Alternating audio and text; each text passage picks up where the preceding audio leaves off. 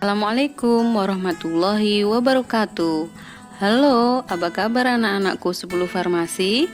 Masih semangat belajar ya? Kali ini kita akan belajar tanaman obat Indonesia. Pengertian tanaman obat. Tumbuhan obat adalah tumbuhan yang telah diidentifikasi dan diketahui berdasarkan pengamatan manusia memiliki senyawa yang bermanfaat untuk mencegah dan menyembuhkan penyakit, melakukan fungsi biologis tertentu hingga mencegah serangan serangga dan jamur. Pemanfaat tumbuhan obat sebagai obat telah ada sejak zaman prasejarah manusia. Pada tahun 2001, para peneliti telah mengidentifikasi bahwa 122 senyawa yang digunakan di dunia kedokteran modern merupakan turunan dari senyawa tumbuhan yang sudah digunakan sejak zaman prasejarah. Sejak zaman prasejarah, rempah-rempah pada awalnya digunakan sebagai bumbu penyedap makanan, tetapi perlahan diketahui memiliki beragam manfaat, terutama rempah-rempah yang memiliki kemampuan antimikroba sehingga dapat mengawetkan makanan. Cara ini diperkirakan berawal di wilayah tropis, di mana makanan tidak bisa diawetkan karena faktor iklim. Dalam sejarah tertulis setidaknya studi mengenai rempah daun telah dilakukan sejak 5.000 tahun lalu di Sumeria dan tertulis di tablet tanah liat yang memuat daftar ratusan tumbuhan obat. Pada tahun 1500 sebelum Masehi, bangsa Mesir kuno menulis Papyrus Eber yang berisi lebih dari 800 tumbuhan obat. Penggunaan tanaman obat sebagai obat bisa dengan cara diminum, ditempel, dihirup, sehingga kegunaannya dapat memenuhi konsep kerja reseptor sel dalam menerima senyawa kimia atau rangsangan. Tumbuhan obat merupakan salah satu ramuan paling utama produk-produk obat herbal. Tumbuhan obat adalah tanaman atau bagian tumbuhan yang digunakan menjadi bahan obat tradisional atau obat herbal, bagian tanaman yang dipakai untuk bahan pemula, bahan baku obat. Tanaman obat adalah bahan yang berasal dari tanaman yang masih sederhana, murni, dan belum diolah. Tanaman atau bagian tanaman yang diekstraksi dan ekstrak tumbuhan tersebut dipakai sebagai obat. Tanaman obat adalah obat tradisional yang terdiri dari tanaman-tanaman yang mempunyai khasiat untuk obat atau dipercaya mempunyai khasiat sebagai obat, di mana khasiatnya diketahui dari hasil penelitian dan pemakaian oleh masyarakat. Jenis-jenis tanaman obat. Di sekeliling tempat tinggal kita banyak tumbuh jenis tanaman yang bermanfaat untuk kesehatan manusia. Karena itu, masyarakat bisa mengusahakan sendiri untuk mencoba menanam tanaman tersebut di pekarangan. Contohnya, seperti jenis tanaman sayur-sayuran, tanaman obat-obatan, dan tanaman buah-buahan yang bisa secara langsung berguna bagi kehidupan masyarakat itu sendiri.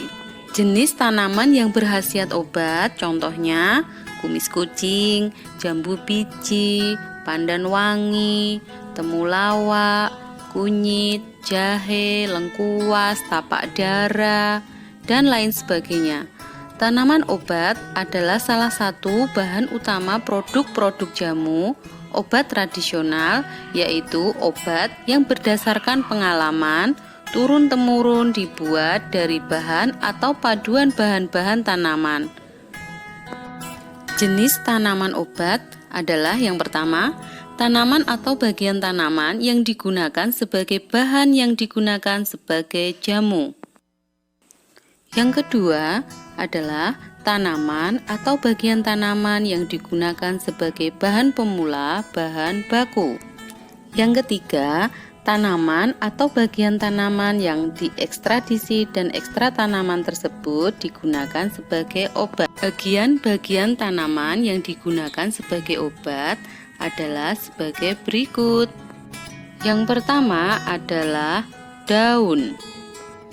Yang kedua adalah bunga. Yang ketiga adalah akar. Yang keempat adalah buah. Yang kelima adalah kulit. Bagian-bagian tersebut dapat dimanfaatkan oleh masyarakat untuk diramu sesuai dengan kebutuhan dan dapat dijadikan sebagai obat tradisional. Penggunaan tumbuhan obat bagi masyarakat perlu diketahui khasiat dan manfaat dari tumbuhan tersebut. Jika tidak, maka banyak sekali dijumpai tumbuhan yang berkhasiat obat diabaikan oleh masyarakat atau tidak dimanfaatkan sehingga khasiat dari tanaman obat tersebut menjadi rendah dikarenakan masyarakat belum memahami meramu tanaman obat tersebut untuk digunakan sebagai obat penyebut pada bagian-bagian yang sakit.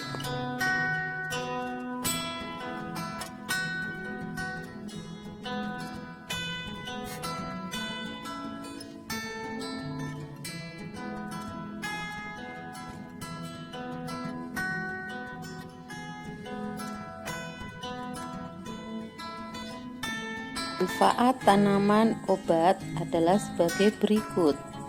Yang pertama adalah menjaga kesehatan. Fakta keampuhan obat kuno dalam menunjang kesehatan telah terbukti secara empirik.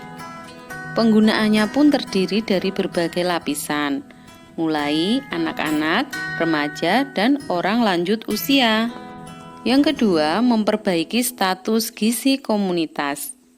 Banyak tumbuhan apotek hidup yang dapat dimanfaatkan untuk perbaikan dan peningkatan gizi, seperti kacang, sawo, dan belimbing wuluh, sayur-sayuran, buah-buahan, sehingga kebutuhan vitamin akan terpenuhi. Yang ketiga, menghijaukan lingkungan. Meningkatkan penanaman apotek hidup adalah salah satu cara untuk penghijauan lingkungan tempat tinggal. Yang keempat adalah meningkatkan pendapatan komunitas. Penjualan hasil tumbuhan akan menambah penghasilan keluarga.